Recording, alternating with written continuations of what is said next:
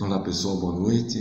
É com muita alegria e satisfação que nós retornamos a esses nossos encontros com o objetivo de nós trazermos alguma reflexão a respeito dos ensinamentos do Evangelho de Jesus.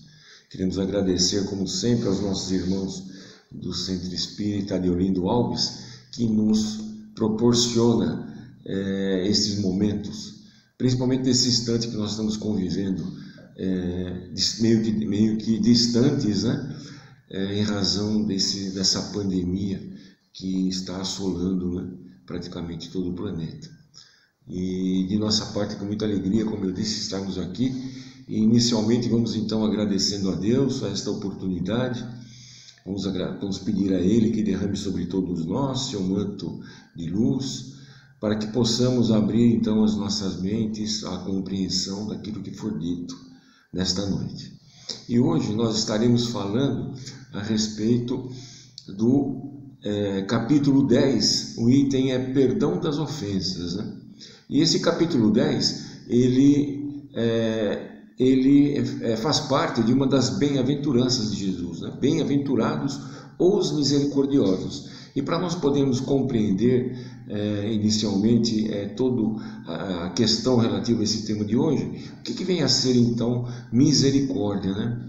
E o dicionário nos coloca que misericórdia seria uma compaixão, né, suscitada pela miséria alheia, né? Seria indulgência, graça, perdão, né? E para nós espíritas, a gente pode dizer que misericórdia é o esquecimento e perdão das ofensas, né? E nesse sentido, dentro desse tema, o próprio Evangelho, no seu capítulo 10, que é o capítulo que nós estamos dissertando, no item 4, Kardec nos auxilia para que nós possamos então compreender mais o tema de hoje.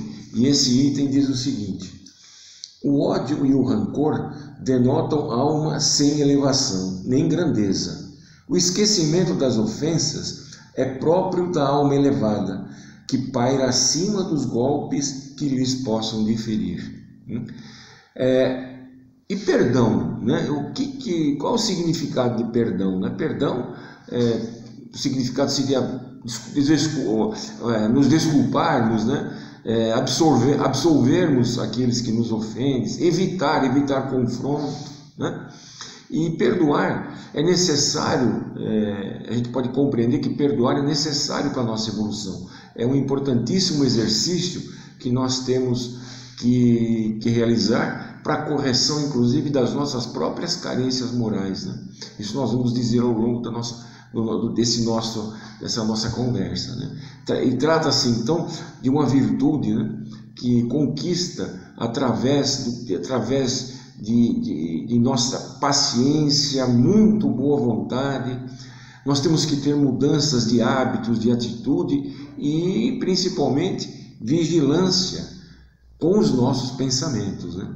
Mas a gente precisa ficar muito atento, porque, como a gente disse, nesse exercício importantíssimo, como a gente disse, devemos procurar compreender o nosso irmão de jornada. Não é só olhar o nosso lado, não. Nós temos que ver o lado do nosso irmão, né? Apesar às vezes causador de tantos desgostos ao nosso ver, aborrecimentos, a gente deve compreendê-lo, porque também nós, por muitas vezes, necessitaremos de compreensão. Vamos procurar então perdoar, porque todos nós também, em algum momento, certamente precisaremos ser perdoados, né? Então, se formos misericordiosos, nós obteremos misericórdia, né? O que diz Jesus a esse respeito? Eu me recordo no Evangelho, né? Ele diz o seguinte: se perdoardes, vosso Pai também vos perdoará. Mas se nós não perdoarmos nossos irmãos, o vosso Pai também não vos perdoará, né? E como que nós devemos então nos dirigir e agir perante Deus nesses momentos, né? O Livro dos Espíritos, na questão 661, ele diz o seguinte: poderemos utilmente pedir a Deus que perdoe as nossas faltas? E os Espíritos respondem a Kardec: Deus sabe discernir o bem do mal. A prece não esconde as faltas, Aquele que a Deus pede perdão de suas faltas só obtém mudando de proceder. Como nós dissemos, né? Temos que mudar, temos que rever as nossas atitudes, né? As boas ações são a melhor prece, por isso que os atos valem mais que as palavras. E assim, os ensinamentos, todos os ensinamentos que nós temos na doutrina, eles nos convidam a agir realmente, né?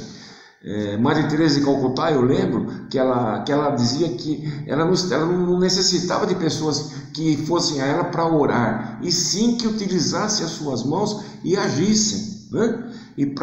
Na realização do bem. E é mais ou menos assim também que nós temos que procurar ser, né?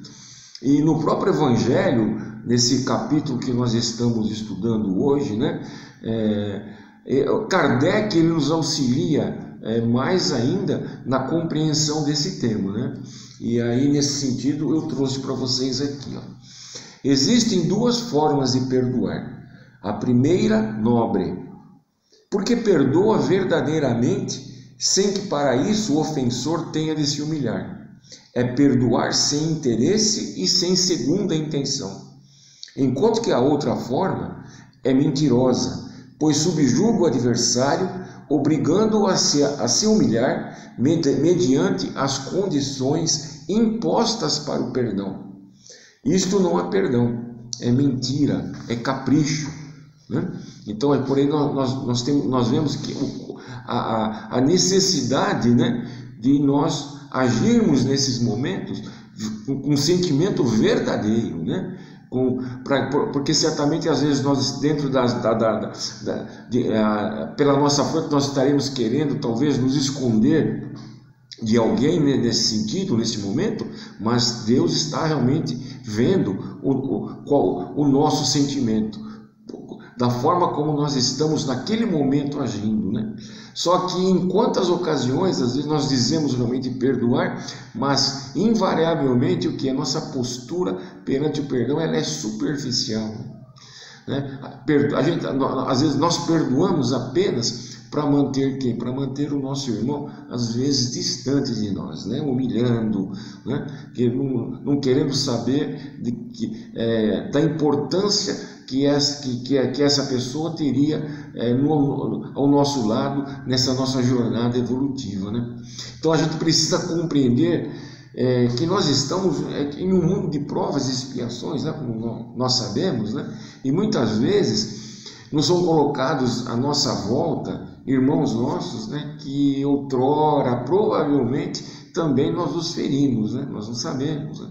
Além de outras pessoas difíceis de serem compreendidas também são colocadas ao nosso lado. Mas para que isso? Por que Deus permite isso? Para que nós possamos exercitar, né, o nosso amor, né? As virtudes mais positivas, né? E nós repetimos então, não há o verdadeiro perdão sem que haja o quê? A compreensão entre nós, né? E o que Jesus nos orienta? Fazei ao próximo o que gostaríamos que a nós fosse feito. Sendo assim, né, o nosso ato de perdão deve ser o quê? Deve ser verdadeiro, né? Verdadeiro e incondicional. Assim como gostaríamos que agissem para conosco. E no mesmo evangelho de hoje, no item 14, que é um dos itens que nós estamos aqui vendo esta noite, o Espírito Simeão, ele nos elucida, né? Ele diz o seguinte: serás brando e humilde de coração, sem medir a tua mansuetude. Farás, enfim, o que desejas que o Pai Celestial faça por ti. Não está Ele a te perdoar frequentemente? E porventura lhe conta quantas vezes que o seu perdão vem apagar as suas faltas? Nós estamos sempre nos dirigindo a Deus, né? Através da prece, para que Ele perdoe as nossas faltas, né? E de que forma nós agimos realmente com aqueles que estão à nossa volta, né? O mestre Nazareno, Jesus, ele compreendia, né, os nossos erros, ele compreendia a nossa pequenez, e com toda a sua grandeza espiritual, quando ele esteve aqui conosco, ele exemplificou e ele ensinou para nós a perdoar em várias oportunidades, né? Vamos ver. Irmão nosso, naquela oportunidade, pediu a ele que ele nos ensinasse a rezar. E ele nos ensinou a prece do Pai Nosso, que certamente todos nós conhecemos e oramos, né? E ela diz o seguinte, numa das sua parte, diz: perdoai as nossas ofensas, assim como nós perdoamos a quem nos tem ofendido. Será que é isso que nós realmente fazemos? Nós nos dirigimos a Deus em prece, mas será que é isso que nós realizamos em nossas vidas, né? Pedro, que foi vamos dizer assim, o braço direito de Jesus, né?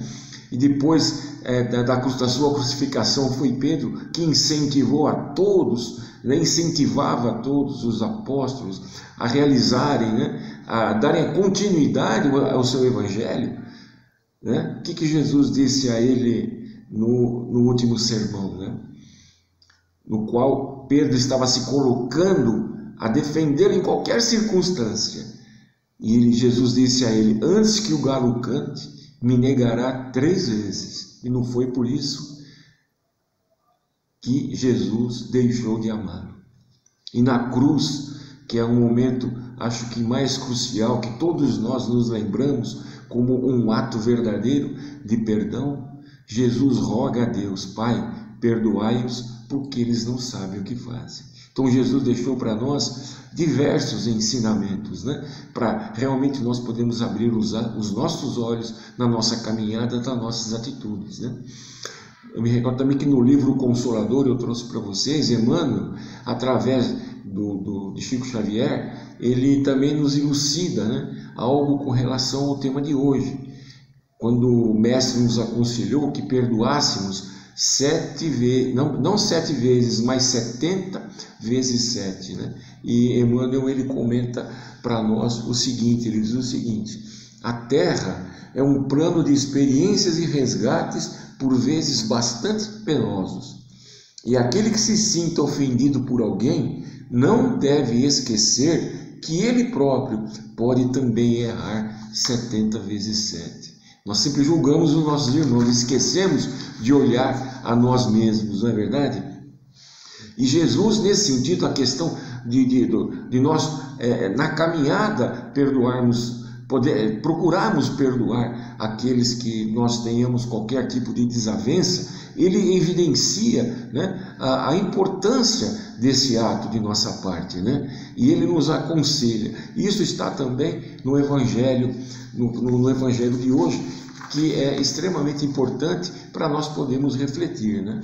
E nesse sentido, Mateus, né, no capítulo 5, versículo de 25 a 26, que está no capítulo 10, né, do nosso Evangelho, diz o seguinte: Jesus diz o seguinte: conserta-te sem demora com o teu adversário, enquanto estás a caminho com ele, para que não suceda que ele te entregue ao juiz, e que o juiz te entregue ao seu ministro e seja mandado para a cadeia.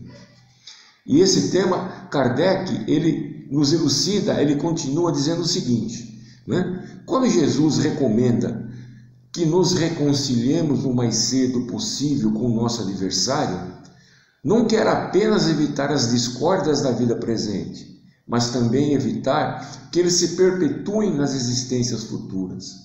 Não sairás de lá, disse ele, enquanto não pagares o último ceitil, ou seja, até que a justiça divina não esteja completamente feita. E a gente percebe através de inúmeras literaturas, e principalmente no nosso trabalho mediúnico, né, nós verificamos que há espíritos, irmãos nossos desencarnados, que estão aí em razão de rancor, de vingança, de uma série de outras coisas, séculos e séculos em perturbação. Por quê? Porque não se entenderam, né? Então aquela mágoa, ela permanece dentro deles e eles não aceitam o perdão, não aceitam a reconciliação. Por isso que Jesus, ele nos recomenda, enquanto nós estamos lado a lado com o nosso irmão, vamos procurar compreender o outro, né? Quando Jesus diz também: se o teu irmão pedir para andar com ele 1000 passos, ande com ele mais 1000. Certamente nesses outros 1000 é a oportunidade que nós temos, que talvez Jesus esteja dizendo, para que nós reconciliemos e façamos de um inimigo um amigo nosso. É assim que nós devemos procurar proceder na nossa vida. É fácil? Não é fácil, é extremamente difícil, né? Mas nós temos que tentar e nós temos que procurar realizar. Então Jesus, ele nos mostra a necessidade que nós temos de perdoar, como o quê? Como um instrumento necessário que para a nossa caminhada evolutiva, para que a gente possa realmente evoluir e não parar no tempo, né? Em razão de todas essas coisas negativas que eventualmente nós trazemos dentro de nós. Mas então, como eu disse, por que é tão difícil nós perdoarmos? Não é fácil, né? Por que é tão complicado, né? Certamente, um dos motivos, a gente pode colocar, os principais motivos, é o nosso orgulho, o nosso egoísmo, né? Que nós evidenciamos. A gente não procura o entendimento, mas muitas vezes, naquele momento de desavença, a gente procura o confronto, né? A gente não convive melhor, né? Para que a gente possa procurar conhecer o nosso irmão. A nossa convivência, ela precisa melhorar constantemente para que nós possamos realmente nos conhecer e evitar situações como essa, né? A gente exercita, inclusive, a gente sempre costuma dizer que a gente tem um mau hábito de julgar, né, o nosso próximo, né, quando a gente deveríamos colocar no lugar dele, para a gente poder compreender o melhor. Não é esse o ensinamento da doutrina, né? Infelizmente, a gente se melindra, né? A gente se ofende com muita facilidade. Vemos aí, então, o quanto ainda nós temos que combater as nossas imperfeições, para que a gente possa realmente perdoar do fundo do nosso coração, com um sentimento verdadeiro, e com isso, certamente, a gente pode minimizar muito sofrimento e muita mágoa existente, né? Mas, agora, dadas essas nossas imperfeições, nós perdoamos, mas nem sempre nós esquecemos. Carregamos dentro de nós ainda aquela dor, né? E Emmanuel, ele nos ensina, me recordo, ele nos ensina que se nós quisermos evoluir espiritualmente, perdão e esquecimento devem caminhar juntos. Não adianta chegar para a pessoa e falar, olha, eu te perdoo, e você carrega aquela mágoa. Aquilo lá não leva a lugar nenhum, né? Não, aquilo que nós alimentamos, pelo contrário, é muito prejudicial a nós. E o ato de perdoar, então, deve ser uma constante, né? Uma constante em nossa vida, pois todos nós precisamos cultivar amor, tolerância, né? Paciência. São várias virtudes que nós temos que aproveitar nesses momentos e exercitar para o nosso próprio bem, né? E com isso, certamente, nós vamos nos relacionar melhor, nós teremos uma melhor convivência, melhora a atmosfera vibratória ao seu redor, né? Que os seus pensamentos, eles são mais positivos, nós viveremos muito melhor. E como disse então o nosso educador celeste, né? Que perdoou, né? Ele perdoava sempre, né? Sigamos os seus ensinamentos, é isso que nós temos que fazer, para o nosso próprio bem. O Evangelho está aí à nossa disposição para nosso conhecimento. Vamos colocá-lo em prática como guia para a nossa vida. Nunca devemos esquecer também, interessante, que perdão é caridade.